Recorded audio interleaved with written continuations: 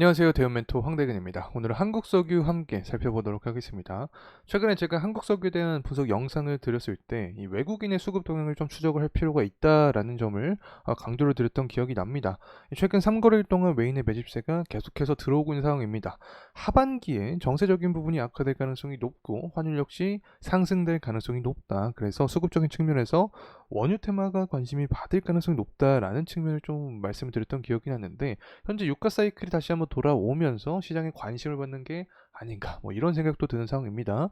한국석유 같은 경우는 크게 두 가지 정도로 뽑을 수 있겠죠. 동해 석유 테마와 엮이면서 주가가 상승할 가능성이 있다. 자, 그리고 나서는 그냥 글로벌 정세가 악화되면서 유가가 100달러 가는 게 아니냐, 이런 공포감이 작용이 됐을 때 상승 가능성이 있기 때문에 이 두 가지 측면을 기점으로 해서 금일 영상 분석을 해보도록 하겠습니다. 우선은 이 한국석유의 가격적인 측면부터 알아보도록 하겠습니다. 금일 3%가량의 가격 상승 모습을 보여주고 있습니다. 자, 우선은 6월 3일날 기록을 했던 이 양봉자리가 있죠. 이 종가 자리를 계속해서 지켜주는 모습을 보여주고 있는 그런 모습입니다. 그래서 다시 한번 이 구간에서 이탈을 하지 않고 지지에 대한 모습을 보여주고 상승 모멘텀을 받는 게 계속해서 좋은 어떤 흐름을 생각할 수 있는 부분이 되지 않을까 개인적으로는 바라보고 있습니다. 수급적인 측면을 함께 보도록 하겠습니다. 외국인이 3거래일 동안 매집에 대한 모습을 보여주고 있다. 자, 이렇게 말씀드릴 수 있겠죠. 그래서 다음 주에도 이렇게 비슷한 모습이 계속해서 유지가 된다라고 하면 추가적인 상승 동력을 위한 어떤 발판을 마련하는 그런 계기가 되지 않을까, 자, 이런 말씀을 드립니다. 그리고 나서 이제 관련된 기사 내용도 하나하나 살펴보려고 하는데, 석유공사죠. 석유공사가 동해가스전 항만시설 확보에 나섰다라는 이야기가 나와주고 있습니다. 그래서 연말에 첫 시출을 해서 상반기에 결과가 확인될 거다. 이미 우리가 알고 있었던 내용들이 계속해서 나와주고 있는 상황이긴 합니다.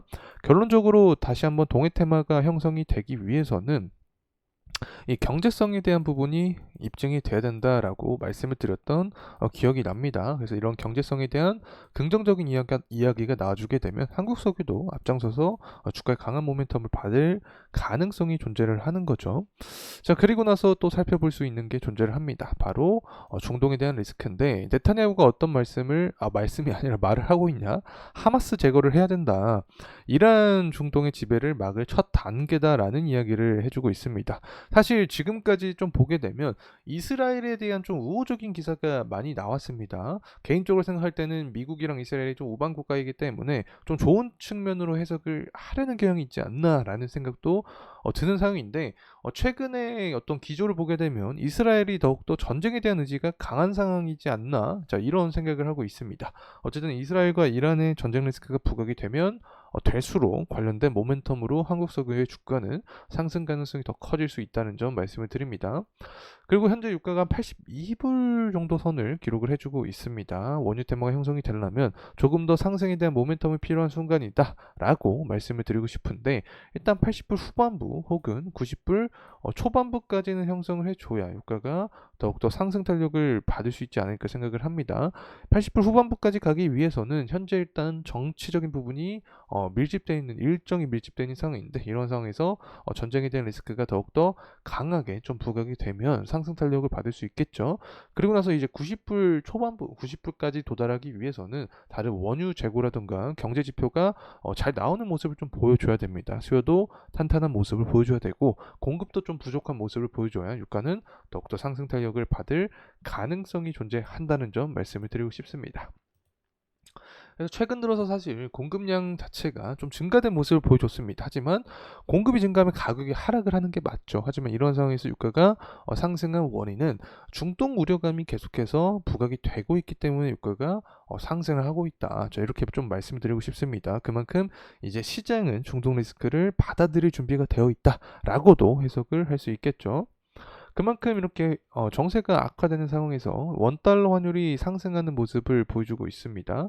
이 원달러 환율이 만약에 23년에 기록을 했던 1440원 구간까지 도달을 하게 된다라고 하면 다시 한번 강달러에 대한 기조가 시장에 지배적일 수 있다. 그러면 리스크가 작용을 하면서 코스피나 코스닥 시장에 자본금이 이탈할 가능성이 있겠죠. 그렇게 되면 수급적인 측면에서 이점을 받을 수 있는 게 바로 원유 관련된 종목들이다. 한국석유도 관련된 모멘텀을 받으면서 주가 역시 상승 가능성이 있다는 점 말씀을 드리고 싶습니다. 자, 돌아서 다시 한국석유 보도록 하겠습니다. 현재 4%가량의 상승 탄력을 받아주고 있는 상황이다. 자, 이렇게 말씀을 드릴 수 있겠습니다. 주봉으로 살펴보게 되면 현재 구간 사실 11선 구간에서 지지를 좀 받아주고 있는 모습을 보여주고 있는 거죠. 11선 구간을 이탈하지 않는 선에서 재차 상승하는 게 가장 이상적인 시나리오가 될 수 있지 않을까 생각을 하고 있습니다. 뭐 수급적인 부분도 앞서서 살펴보긴 했지만 결국에 외인의 매집세가 좀 들어오는 모습을 보여줘야 더욱더 강한 모멘텀까지 이어질 가능성이 있다는 점 말씀을 드립니다. 지금까지 한국석유의 주가 상승의 어떤 흐름을 좀 살펴보게 되면 항상 단기적으로 강한 거래량과 함께 주가의 부양된 모습을 보여줬죠. 리스크가 동반이 되면서 상승에 대한 모습을 보여주었고 고유가에 대한 기조가 강해지면 질수록 한국석유 역시 좋은 모습세를 보여줬습니다. 그래서 앞으로 하반기에 정세적인 부분이 악화되는 모습을 보여주거나 뭐 유가가 뭐 $100 간다라는 이야기까지 나와주게 되면 한국석유는 추가적인 주가 상승 탄력을 받을 가능성이 존재한다는 점 말씀을 드리고 싶습니다. 그리고 원유 재고가 또 7월 달에 나오고 6월 30일 날 중국의 제조업 지표가 나오게 됩니다. 그래서 중국의 제조업 지표가 잘 나오는 모습을 좀 보여주게 되면 수요적인 부분이 좋아질 것이다 라는 기대감이 반영이 되겠죠. 그리고 7월 달에 원유 재고가 상승한 모습을 보여주게 되면 공급이 늘어나니까 가격은 하락할 것이다. 자, 이 부분은 반영이 되면 안 됩니다. 공급이 늘어나니까 가격이 하락하게 되면 사실 유가의 원유 테마가 형성이 될 수는 없겠죠. 그래서 원유 재고 자체가 좀 줄어든 모습을 보여줘서 가격이 상승하는 그런 구조가 좀 만들어져야지 유가는 더욱더 상승 탄력을 받을 수 있다. 그래서 하반기 주요 포인트는 제조업 지표가 잘 나와주면서 수요가 탄탄할 확률이 존재를 하는지, 그리고 원유 재고가 하락하면서 가격이 상승할 수 있을지, 이 두 가지를 포인트를 보고 정세적인 부분이 악화될 가능성도 추적을 해야 될 필요가 있다는 점 말씀을 드립니다. 자, 이상으로 한국석유에 대한 영상 마무리하도록 하겠습니다. 감사합니다.